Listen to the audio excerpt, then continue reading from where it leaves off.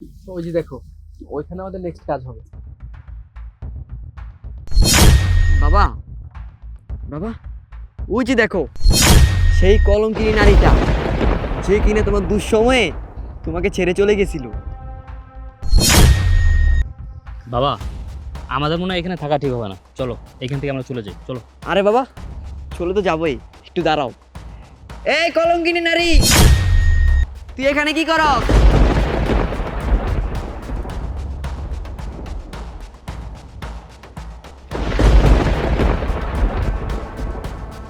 বাবা নীরব, তুই? কতদিন পরে তোরে দেখলাম। স্যার আপনি এখানে? আসসালামু আলাইকুম, ভালো আছেন? ভাবনা, তুমি আমাদের স্যারের ছেলেকে চেনো নাকি? মানে তুমি ওনাকে স্যার কেন বলছো? আরে স্যারকে স্যার বলবো না, কি বলবো? আমি যার কাজ করি উনি তো সে। আর এখানে যত প্রজেক্ট দেখতেছো সব কিছুর মালিক তো আমাদের রুবেল স্যার। কি বলছো এসব? হ্যাঁ। আসলে জিসান সাহেব, ছেলেকে নিয়ে স্কুলে যাচ্ছিলাম, গাড়ির অপেক্ষাই করছিলাম। তা আপনি ইদানিং কাজকর্ম বাদ দিয়ে কি মেয়ে মানুষ নিয়ে ঘোরাঘুরি করতেছেন নাকি? না না স্যার, কি বলতেছেন? মেয়ে মানুষ নিয়ে কেন ঘুরবো? আসলে ও আমার ওয়াইফ, গতকালকে এসেছে। ও বায়না করেছিল যে আমি যেখানে কাজ করি সেই প্রজেক্টগুলো ঘুরে দেখবে, এই জন্য আজকে নিয়ে আসলাম আমাদের এই প্রজেক্টগুলো ওকে দেখানোর জন্য। ভাবনা, তুমি তো আমাকে বললে না তুমি আমাদের স্যারের ছেলেকে কিভাবে চেনো? এ মহিলা বলতে পারবে না, কারণ এই মহিলার তো বলার মুখ নেই। আমি আপনাকে বলছি, আসলে এই মহিলার গর্ভে আমার জন্ম হয়েছিল। কি ভাবনা, স্যারের ছেলে এসব কি বলছে? ও ঠিকই বলছে, ওকে আমিই জন্ম দিয়েছি, আমিই ওর মা। তার মানে ও তোমার ছেলে আর আমার স্যার তোমার এক্স হাজবেন্ড?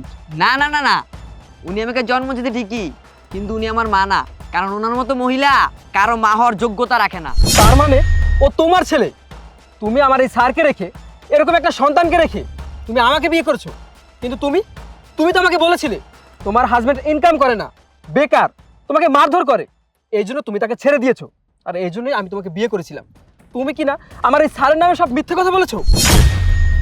হ্যাঁ, আমি ভুল করেছিলাম। স্যার বিশ্বাস করেন, আমি জানতাম না ও আপনার স্ত্রী। যদি জানতাম তাহলে ওকে আমি কখনো বিয়ে করতাম না। আপনি প্লিজ আমাকে মাফ করে দিন। জিসান সাহেব, এক হিসেবে আপনি কিন্তু আমার উপকারই করছেন ওকে বিয়ে করে। কিন্তু জিসান সাহেব, আপনি অফিস টাইমে আপনার স্ত্রীকে নিয়ে ঘুরবেন, এই কারণে কিন্তু কোম্পানি আপনাকে বেতন দেয় না। বাবা নীরব, কতদিন হয়ে গেছে তোকে আমি একটু আদর করি না?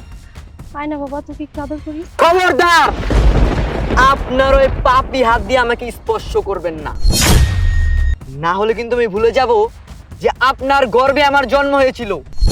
রুবেল, তুমি কত পরিবর্তন হয়ে গেছো, তোমাকে বেশ মানাইছে। একটা সময় তোমার কিছুই ছিল না, কিন্তু এখন এত বড় একটা প্রজেক্টের মালিক তুমি, টাকা পয়সার কোনো কিছুর অভাব নেই। আমার সাথে এতদিন পর তোমার দেখা, তুমি কি একটু কথা বলবে না আমার সাথে? চুপ করুন, আমার বাবার তো দুঃসময় আসে নাই যে আপনার মতো একটা মহিলার সাথে আমার বাবা কথা বলবে। হ্যাঁ, আমি মানলাম একটা সময় আমার টাকা পয়সা বাইরে গেলে কিচ্ছু ছিল না, আমি তোমার সমস্ত শখ আহ্লাদগুলো পূরণ করতে পারতাম না, কিন্তু আমি তোমাকে ভালো কম বাসতাম না। তাহলে তুমি কেন আমার নামে মিথ্যা কথা বললে? কেন আমার নামে মিথ্যা অপবাদ দিলে? আমি তোমার গায়ে হাত তুলতাম? আমি তোমাকে মারধর করতাম? আমি বেকার ছিলাম? হাহ, আরে আমি তোমার সামর্থ্য অনুযায়ী তোমাকে খুশি রাখার চেষ্টা করতাম। তার মানে তুমি এতদিন আমাকে সব মিথ্যে কথা বলেছো। তুমি স্যারের মতো একজন ভালো মানুষের সাথে সংসার করতে পারোনি, তুমি আমার সাথে কিভাবে সংসার করবে? হ্যাঁ হ্যাঁ, আমি ভুল করেছিলাম। আমার স্বামীর ইনকাম কম ছিল, আমার সব চাহিদাও পূরণ করতে পারতো না, সেজন্য ওকে ছেড়ে আমি চলে গিয়েছিলাম। কিন্তু আজ দেখো, ও তোমার মালিক, তুমি ওর আন্ডারে চাকরি করো। ওকে ওই দিন আমি ছেড়ে চলে গিয়ে ভুলই করেছিলাম, সেটা আমি এখন বুঝতে পারছি। বাবা, আমার মনে হচ্ছে এই মহিলার সাথে কথা বলে আমাদের মূল্যবান সময় নষ্ট করার কোনো মানে হয় না। জিসান সাহেব, আমি আমার ছেলেকে স্কুলে ড্রপ করে দিয়ে অফিসে যাচ্ছি, আপনি আমার সাথে অফিসে দেখা করবেন, আপনার সাথে কথা আছে। জি স্যার। বাবা চলো। আমি যদি আগে জানতাম তুমি আমার স্যারের ওয়াইফ, তাহলে আমি তোমাকে কখনো বিয়ে করতাম না। স্যার আমাকে দেখা করতে বলেছে, আমি নিশ্চিত আজকের এই ঘটনার জন্য স্যার আমাকে চাকরি থেকে বের করে দিবে। সব কিছু তোমার জন্য হয়েছে, সব দোষ তোমার। কি বলো তুমি? শব্দ আমার? হ্যাঁ, ভুল তো আমিই করেছি তোমার মতো একটা লোককে বিয়ে করে। তুমি একে তো আমার সাবেক স্বামীর আন্ডারে কাজ করো, আবার উপর থেকে আমার সাথে বড় বড় কথা বলতেছো। একটা ভুলের কারণে, শুধুমাত্র একটা ভুলের কারণে, না হলে তোমার মতো লোক আমার সামনে দাঁড়ায় কথা বলতে পারতা না। সরো। আরে দাঁড়াও, কোথায় যাচ্ছো?